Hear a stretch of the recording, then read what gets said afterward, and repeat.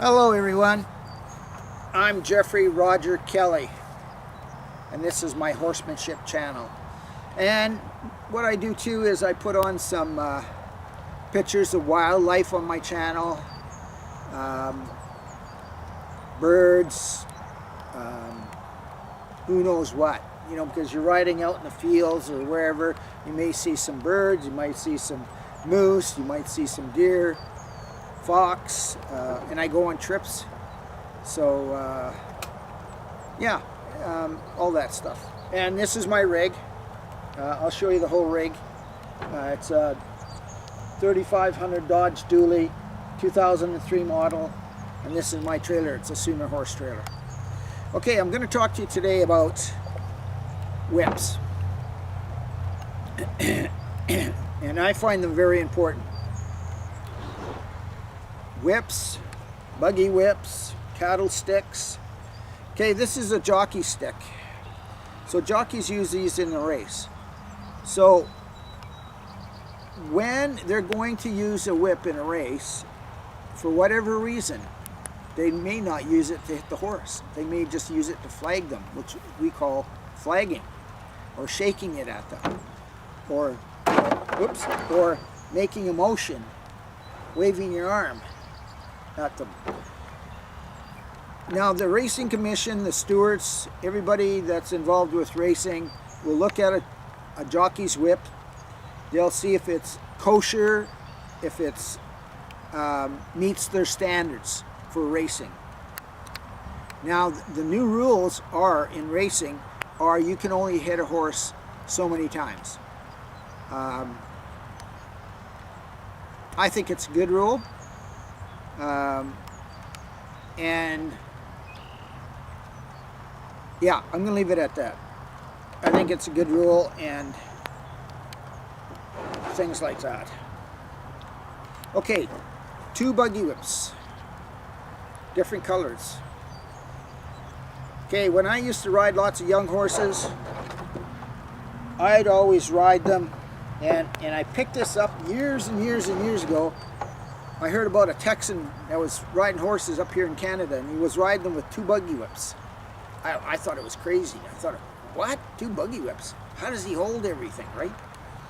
So I learned how to hold my hands in my reins, my reins in my hands, and then use the buggy whips to tap them on their hips.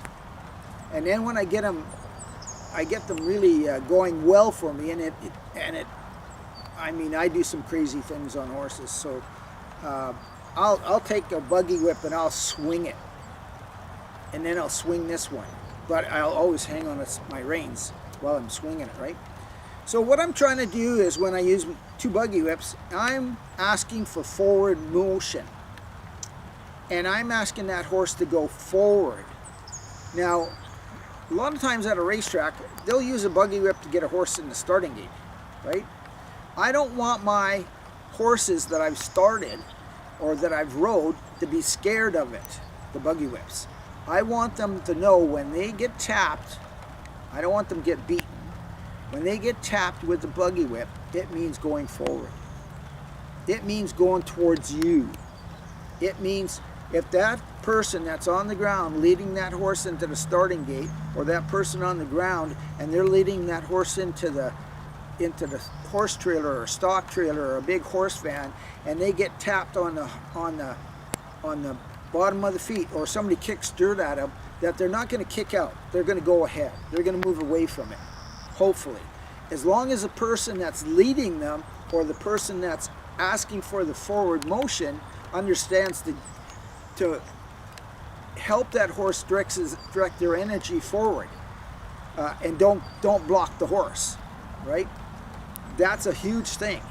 A lot of people, they're blocking the horse, and they're not standing in front of the horse, but they're not helping the horse go forward because they're blocking the horse with their energy.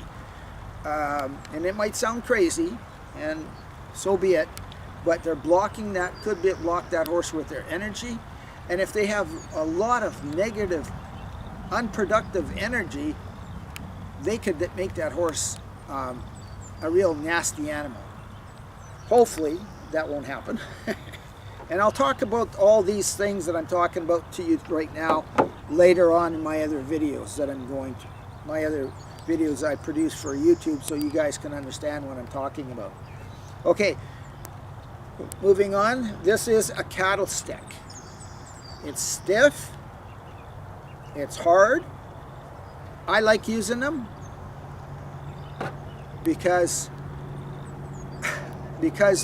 they work for me. All this stuff works for me.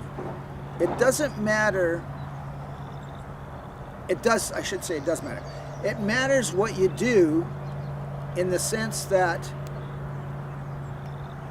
it might not work for you. These things here, all these things here might not work for you. But one thing may work later on in life for you. Or on a particular horse, one thing might work. But it might not work on all of them. So we got to realize that.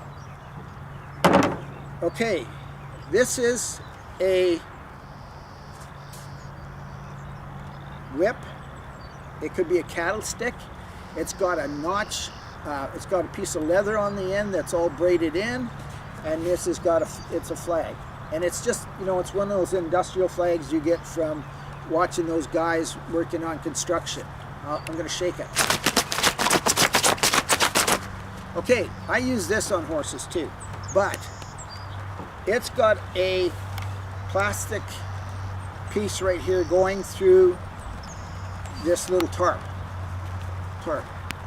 Okay, I can take this off at any time. I can put a scarf on here, like a cowboy scarf, a plastic bag, a sock, anything that you know you can get creative with, you can put in here. And that will teach the horse. I'm not ever trying to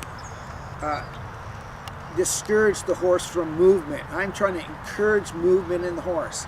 When I ask them to stop, hopefully they stop. When I ask them to back up, hopefully they back up. When I ask them to go sideways, hopefully they go sideways. This part here is to encourage them to not be scared. But I'd rather, and I've done this, I've taken these off and I've used a scarf. I'll use something really soft and I'll start teaching them that it's okay. Some people use a burlap sack. Some people use a rain jacket. Some people use another, you know, they use all kinds of things. And, you know, I'll talk about that later on too. Okay, this is a dressage whip. It's very long. It's very, very long. Now, I haven't used this on a lot of horses, I'll be honest with you. I've probably used this only on maybe 10 horses. Ones that I don't want to get near their hind end, but I need to control that face on that horse because they're rude. And same thing when I use this. If I'm using this or one of these and I'm with, you know, I've got to have total control of that horse's face, of their head, their nose. And I want to tell you this right now. Horses aren't nice. A lot of horses aren't nice. I can prove that to you. Here's a scar right here on my forehead. The horse gave me a bunch of stitches, like 20 stitches on my forehead. Smashed my nose. I've been run over, trampled, stomped on. So, you know, you might think that horse is a great horse, and he might be. And then all of a sudden, they go, and you go, what the heck? What happened?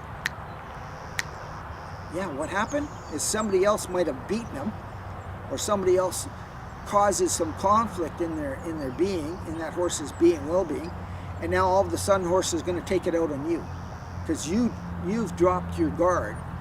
And every part of the horse, every single part of the horse, I might be preaching, which probably I am. Every single part of the horse is a weapon. Their feet, their tail, their head, their nose, their teeth, every part of that horse they have are weapons. So remember that when you're working on an animal. Don't fall asleep. Don't lose focus for too long. You can lose focus for a nanosecond, 2 seconds, and that horse could pull you into the stall, grab you by the neck, grab you by the clothing, pull you into a stall, knock you down, hit you with his front foot up alongside the head. So always be careful. I love horses, but I know they can be dangerous. And a lot of times it's the ones that you don't think are going to hurt you that end up getting you. Okay, I hope I've helped you. I hope I've showed you some things. And if you have any questions, you have any suggestions, please comment. Please let me know, because usually if I've seen something, somebody else has seen something. If something's happened to you or me or somebody else, it might have happened to like 5 other people, and we're going to try to help them, or some people that are just getting into the horse business. And we want to try to help everybody get to a better place. Okay, thank you for watching.